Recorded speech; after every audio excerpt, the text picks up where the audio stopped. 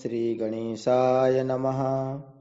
वागर्थाविव संपृक्तौ वागर्थ प्रतिपत्तये जगतः पितरौ वन्दे पार्वती परमेश्वरौ। श्रीमद्भागवत महापुराण दशम स्कंध 61वां अध्याय भगवान की संतति का वर्णन तथा अनिरुद्ध के विवाह में रुक्मी का मारा जाना। ओम नमो भगवते वासुदेवाय। श्रीशुक उवाच एकैकशस्ताः कृष्णस्य पुत्रान् दशदशाबलाः अजीजनन्ननवमान् पितुः सर्वात्मसम्पदा। गृहादनपगं वीक्ष्य राजपुत्र्योच्युतं स्थितं प्रेष्ठं न्यमंसत स्वं स्वं न तत्तत्त्वविदः स्त्रियः। श्री सुखदेव जी कहते हैं, परीक्षित, भगवान श्री कृष्ण की प्रत्येक पत्नी के गर्भ से 10-10 पुत्र उत्पन्न हुए। वे रूप, बल आदि गुणों में अपने पिता भगवान श्री कृष्ण से किसी बात में कम नहीं थे। राजकुमारियां देखती कि भगवान श्री कृष्ण हमारे महल से कभी बाहर नहीं जाते, सदा हमारे ही पास बने रहते हैं। इससे वे यही समझती कि श्री कृष्ण को मैं ही सबसे प्यारी हूँ। परीक्षित, सच पूछो तो वे अपने पति भगवान श्री कृष्ण का तत्व, उनकी महिमा नहीं समझती थीं। वे सुंदरियां अपने आत्मानंद में एक रस स्थित भगवान श्री कृष्ण के कमल कली के समान सुंदर मुख, विशाल बाहु, कर्णस्पर्शी नेत्र, प्रेम भरी मुस्कान, रसमयी चितवन और मधुर वाणी से स्वयं ही मोहित रहती थीं। वे अपने श्रृंगार संबंधी हाव भावों से उनके मन को अपनी ओर खींचने में समर्थ नहीं हो सकीं। वे 16,000 से अधिक थीं। अपनी मंद मंद मुस्कान और तिरछी चितवन से युक्त मनोहर भौहों के इशारे से ऐसे प्रेम के बाण चलाती थीं जो काम कला के भावों से परिपूर्ण होते थे।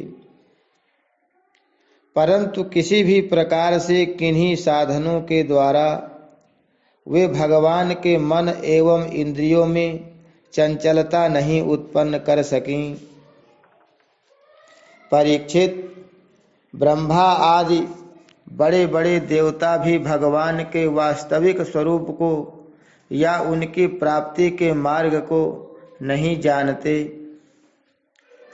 उन्हीं रमा रमण भगवान श्री कृष्ण को उन स्त्रियों ने पति के रूप में प्राप्त किया था।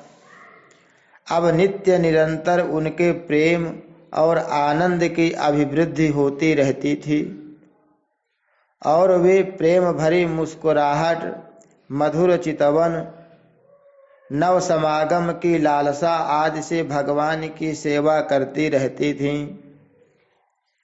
उनमें से सभी पत्नियों के साथ सेवा करने के लिए सैकड़ों दासियां रहतीं।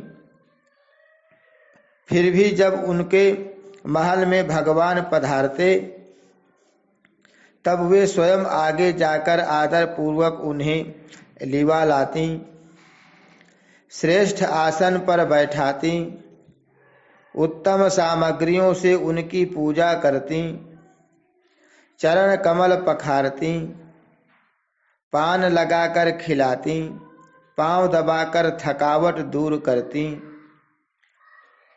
पंखा हिलाती, इत्र फुलेल चंदन आदि लगाती, फूलों के हार पहनाती, केश संवारती, सुलाती, स्नान कराती और अनेक प्रकार के भोजन कराकर अपने हाथों भगवान की सेवा करती। परीक्षित, मैं कह चुका हूँ कि भगवान श्री कृष्ण की प्रत्येक पत्नी के 10-10 पुत्र थे। उन रानियों में 8 पटरानियां थीं, जिनके विवाह का वर्णन मैं पहले कर चुका हूँ।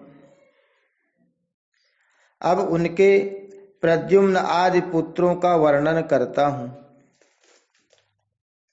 रुक्मिणी के गर्भ से 10 पुत्र हुए।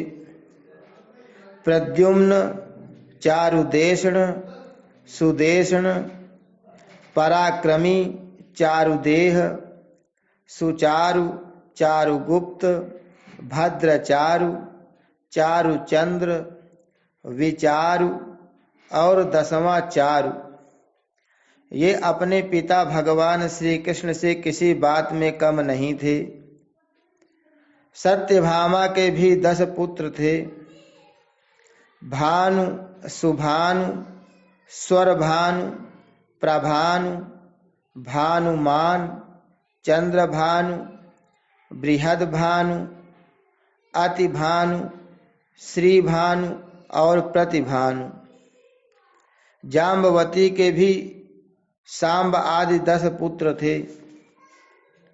सांब, सुमित्र, पुरुजित, सतजित, सहस्त्रजित, विजय, चित्रकेतु, वसुमान, द्रविड़ और क्रतु, ये सब श्री कृष्ण को बहुत प्यारे थे। नागनजिति सत्या के भी 10 पुत्र हुए।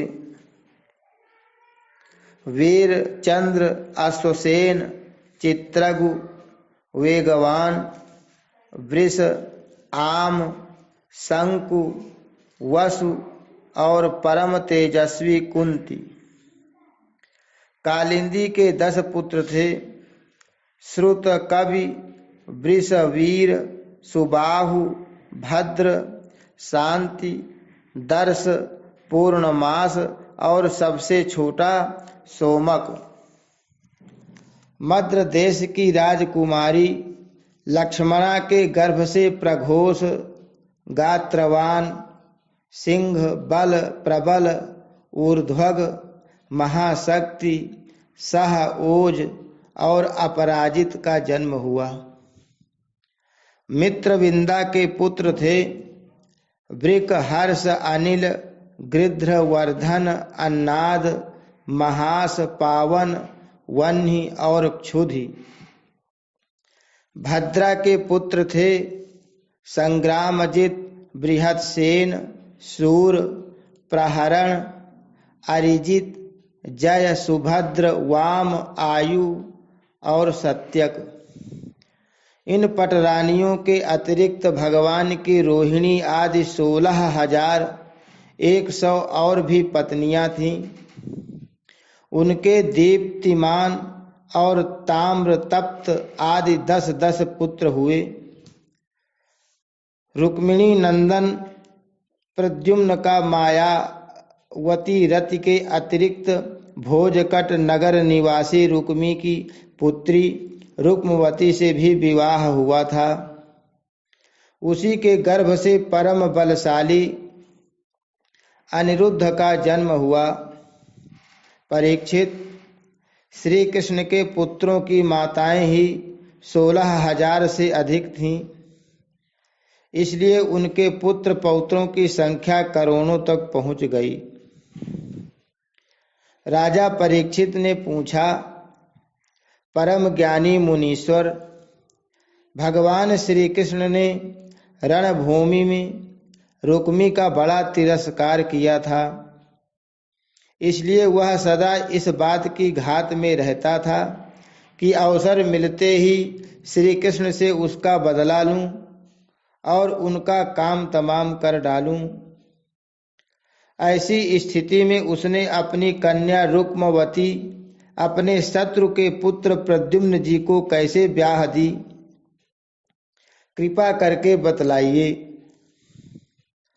दो शत्रुओं में श्री कृष्ण और रुक्मी में फिर से परस्पर वैवाहिक संबंध कैसे हुआ? आपसे कोई बात छिपी नहीं है, क्योंकि योगी जन भूत भविष्य और वर्तमान की सभी बातें भली भांति जानते हैं। उनसे ऐसी बातें भी छिपी नहीं रहती जो इंद्रियों से परे हैं, बहुत दूर हैं, अथवा बीच में किसी वस्तु की आड़ होने के कारण नहीं दिखती। श्री सुखदेव जी कहते हैं, परीक्षित, प्रद्युम्न जी मूर्तिमान कामदेव थे। उनके सौंदर्य और गुणों पर रीझ कर रुक्मवती ने स्वयंवर में उन्हीं को वरमाला पहना दी। प्रद्युम्न जी ने युद्ध में अकेले ही वहां इकट्ठे हुए नरपतियों को जीत लिया और रुक्मवती को हर लाए। यद्यपि भगवान श्री कृष्ण अपमानित होने के कारण रुक्मी के हृदय की क्रोधाग्नि शांत नहीं हुई थी, वह अब भी उनसे बैर गांठे हुए था। फिर भी अपनी बहन रुक्मिणी को प्रसन्न करने के लिए उसने अपने भांजे प्रद्युम्न को अपनी बेटी ब्याह दी। परीक्षित, 10 पुत्रों के अतिरिक्त रुक्मिणी जी के एक परम सुंदरी बड़े बड़े नेत्रों वाली कन्या थी। उसका नाम था चारुमती।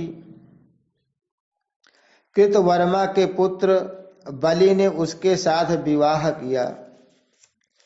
परीक्षित, रुक्मी का भगवान श्री कृष्ण के साथ पुराना वैर था। फिर भी अपनी बहन रुक्मिणी को प्रसन्न करने के लिए उसने अपनी पौत्री रोचना का विवाह रुक्मिणी के पौत्र अपने नाती दौहित्र अनिरुद्ध के साथ कर दिया। यद्यपि रुक्मी को इस बात का पता था कि इस प्रकार का विवाह संबंध धर्म के अनुकूल नहीं है, फिर भी स्नेह बंधन में बंधकर उसने ऐसा कर दिया। परीक्षित, अनिरुद्ध के विवाहोत्सव में सम्मिलित होने के लिए भगवान श्री कृष्ण बलराम जी, रुक्मिणी जी, प्रद्युम्न, सांब आदि द्वारकावासी भोजकट नगर में पधारे।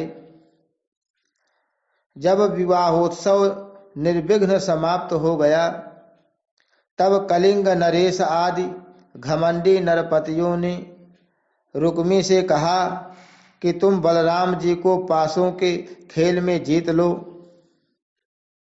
राजन, बलराम जी को पासे डालने तो आते नहीं, परंतु उन्हें खेलने का बहुत बड़ा व्यसन है। उन लोगों के बहकाने से रुक्मी ने बलराम जी को बुलवाया और वह उनके साथ चौसर खेलने लगा। बलराम जी ने पहले 100, फिर 1000 और इसके बाद 10,000 मुहरों का दांव लगाया। उन्हें रुक्मी ने जीत लिया।